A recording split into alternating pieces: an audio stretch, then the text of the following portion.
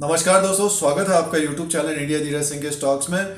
Market एक तरह से काफ़ी ऊपर की तरफ जा रहा है दोस्तों, और 14,000 के आसपास आ गया है। 2020 में जो नए इन्वेस्टर्स थे और इवन पुराने भी थे जिन्होंने एक तरह से लॉन्ग टर्म के लिए शेयर लिया था, तो अच्छा खासा रिटर्न मिला है। और 12,400 निफ्टी 50 का हाई था, वहां से बढ़कर 14,000 के आसपास तक आ गया। लगभग 10 से 12% मान के चलिए ऊपर की तरफ है।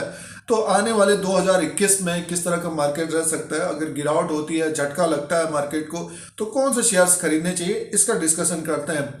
जैसे कि कोविड की जो प्रॉब्लम आई थी 2020 में, तो एक तरह से काफ़ी निवेशक बर्बाद भी हो गए थे, और काफ़ी निवेशक एक तरह से जो डटे हुए थे, तो उनका प्राइस भी आया। और जिन्होंने लोअर लेवल पे धीरे धीरे लिया, तो उनको अच्छा खासा प्रॉफिट भी रहा। लगभग 30 से 60%, इवन डबल भी हो गया।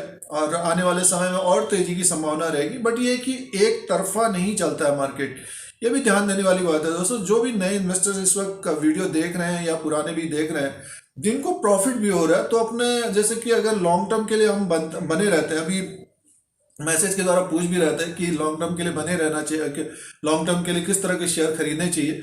तो देखिए, जो ब्लू चिप है, जिन कंपनी को हम जानते हैं और जो आम जिंदगी में हम लोग यूज करते हैं प्रोडक्ट उनका, उसी कंपनी में जाना भी चाहिए। अगर फाइनेंशियल स्टॉक्स की बात करते हैं, तो प्राइवेट बैंक में जैसे एचडीएफसी बैंक है, आईसीआईसीआई बैंक है, कोटक महिंद्रा बैंक है, एसबीआई है, एचडीएफसी लिमिटेड देखिए काफ़ी तेजी में है। अब रियल स्टेट की जो बात चल रही है, तो एचडीएफसी लिमिटेड काफ़ी तेजी से ऊपर की तरफ जाता हुआ दिख सकता है। बट ये कि करेक्शन में ही लेना चाहिए।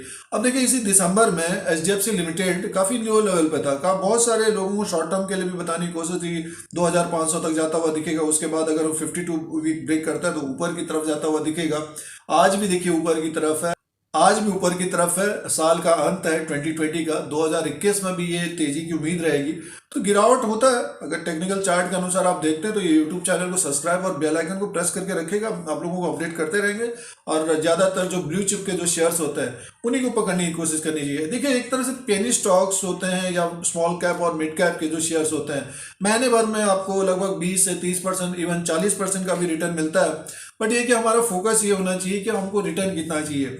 अब भले आप 1,000 क्वांटिटी खरीद रहे हैं या फिर 2,000 क्वांटिटी खरीद रहे हैं, तो फोकस ये होना चाहिए कि हमको रिटर्न कितना चाहिए। अगर मार्केट गिरती है, जैसे अभी देखिए 700 पॉइंट की गिरावट आई, तो बहुत सारे जो है मिड कैप और स्मॉल कैप के शेयर गिर गए। अभी मार्केट ऊपर की तरफ, बट वो भाव नहीं आया उनका, तो ये होता है। और 14,000 के ऊपर जाएगा तो फिर वो शेयर बढ़ते हुए दिखेंगे। तो बेटर देन ये है कि जो भी नए इन्वेस्टर्स हैं या पुराने हैं, तो जो ब्लू चिप के शेयर्स है, जिन कंपनी को आप जानते हैं, जैसे अब ऑटो सेक्टर में टाटा मोटर को जरूर जानते होंगे, उसकी गाड़ी में आप बैठे होंगे, चलाया होगा। मारुति को आप देखा होगा। महिंद्रा एंड महिंद्रा जैसे थार का काफ़ी अच्छा चल रहा है। तो इन कंपनियों में ध्यान देना चाहिए। पिछले कुछ सालों से एक तरह से रिटर्न मिला है। जब भी गिरावट हुई है तो इन शेयरों को लिया गया है, तो अच्छा खासा रिटर्न मिला। भले क्वांटिटी किसी की कितनी हो, 50 हो, 70 हो, 100 हो, 1,000 हो। और जो ट्रेडिंग टाइप है दोस्तों, अगर ट्रेडिंग के लिए हम बात करते हैं, तो वो 20,000 भी अगर निफ्टी, और ट्रेडिंग की बात करते हैं 15,000 में भी अगर निफ्टी जाएगा तब भी उसमें ट्रेडिंग होगी। सेंसेक्स जो 50,000 के ऊपर चलेगा तब भी ट्रेडिंग होगी। तो ट्रेडिंग तो हमेशा लगा रहेगा। आपको कोई शेयर अगर नीचे की तरफ मिलता है तो 5 से 10% ऊपर की तरफ जाता हो।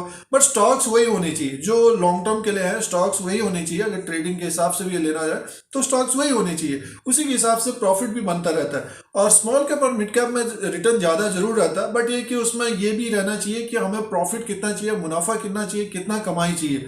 तो ये इंपॉर्टेंट पॉइंट थे। 2020 में काफ़ी अच्छा रिटर्न मिला है। और जो इस यूट्यूब चैनल से जुड़े हुए हैं, तो एक तरह से लगातार जब भी गिरावट होती है तो बताने की कोशिश होती है कि कौन कौन से शेयर पकड़ना चाहिए। 2021 में भी वही शेयर लेने की कोशिश करनी चाहिए। और जिन्होंने लोअर लेवल पे एक तरह से इन्वेस्टमेंट किया है, अब जनवरी फरवरी में एक तरह से काफ़ी वॉलेटाइल रह सकता है मार्केट। और 14,000 के ऊपर अगर मार्केट निकलता है तो हो सकता है कि एक झटका भी मिले।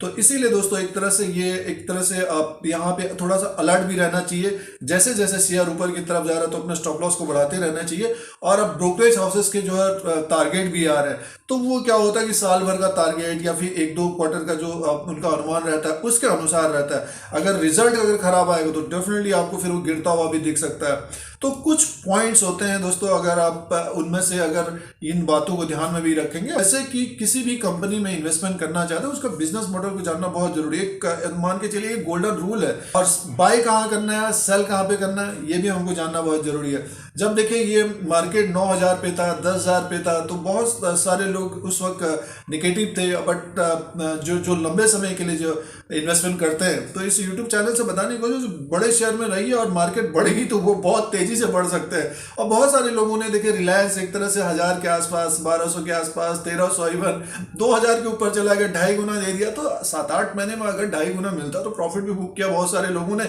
उसके बाद दूसरे शेयरों में उन्होंने लिया, जैसे कि आप देखिए भारतीय एयरटेल गिर गया है, और उस वक्त फाइनेंशियल स्टॉक गिरे हुए थे, SBI काफी लोअर लेवल पे था, HDFC बैंक लोअर लेवल पे था।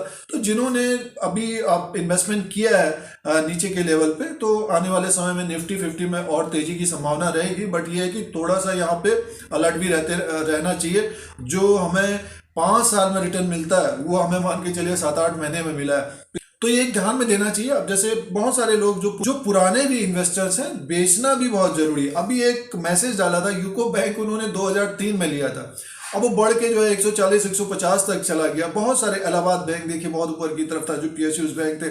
बहुत सारे जो पुराने लोग हैं, जॉब में कामकाज करते हैं, बट उन्होंने प्रॉफिट बुक नहीं किया, तो एक तरह से वो नीचे के लेवल पे आ, फिर ऊपर की तरफ जाएंगे और समय लगाएंगे, अभी कितना और समय लगता है। तो ये इस तरह से भी मार्केट में होता है। तो इसलिए अपना टारगेट और गोल होना बहुत जरूरी है। अगर गोल और टारगेट नहीं होगा तो इसी तरह का होगा, जैसे स्टॉक ऊपर की तरफ जाता है तो गिरते भी बहुत तेजी, और ये देखा जा रहा है बहुत शार्प गिरावट आती है, क्योंकि ऊपर के लेवल पे जिस तरह से अभी निफ्टी जा रहा है, अभी आपने देखा कि पिछले हफ्ते ही एक बहुत बड़ी गिरावट आई। तो ये कुछ महत्वपूर्ण पॉइंट्स हैं, और बहुत सारा डिस्कस करने लग जाएंगे तो वीडियो बहुत बड़ा होते रहता, एक तरह से बहुत सारी चर्चा और डिस्कस करेंगे तो वीडियो बड़ा होगा। बट ये कुछ बेसिक चीजें हैं, इसको ध्यान में रखना चाहिए। जो भी नए इन्वेस्टर्स हैं या पुराने भी हैं जिनको लॉस हुआ है, तो थोड़ा थोड़ा अपना जो है बड़े शेयरों में या ब्लू चिप में खरीदना चाहिए, और मार्केट का गिरावट का इंतजार करना चाहिए। जो भी नए अभी आप मार्केट में आ रहे हैं, अगर आप इस वीडियो को देख रहे हैं तो थोड़ा सा इंतजार करिए, आपको मौका मिलेगा, फिर से उसमें इन्वेस्टमेंट करना चाहिए। SBI ऊपर की तरफ जाता हुआ दिख सकता है, अगर उसमें करेक्शन होगा तो वो ऊपर की तरफ जाता हुआ दिख सकता है। और जैसे कि HDFC बैंक है, अभी एक वीडियो भी अपलोड किया है। तो गिरावट में इन शेयरों को देखने की कोशिश करिए, और अपने अनुसार, और जिन शेयरों को पसंद करते हैं, जिनमें आपको प्रॉफिट मिला है, तो उन शेयरों में नजर रखना चाहिए। अभी जो नए IPO जा रहे हैं, UTI MC है, राउट मोबाइल एक अच्छा खासा ऊपर की तरफ जाता हुआ दिख सकता है, बट ये कि एक ही शेयर में इन्वेस्टमेंट नहीं करना चाहिए। तो दोस्तों ये कुछ पॉइंट्स थे, महत्वपूर्ण पॉइंट्स थे, बेसिक चीजें हैं, और भी बेसिक चीजें हैं वो दूसरे वीडियो में डिस्कस करने की कोशिश करेंगे। इस YouTube चैनल को देखने के लिए सब्सक्राइब और बेल आइकन को प्रेस करिए। आप लोगों को YouTube की तरफ से नोटिफिकेशन मिलता है जब भी नया वीडियो अपलोड होगा। फिर नए साल की बहुत बहुत शुभकामनाएं, फिर से कोई नया वीडियो लेके आएंगे। आज के लिए इतना ही, धन्यवाद।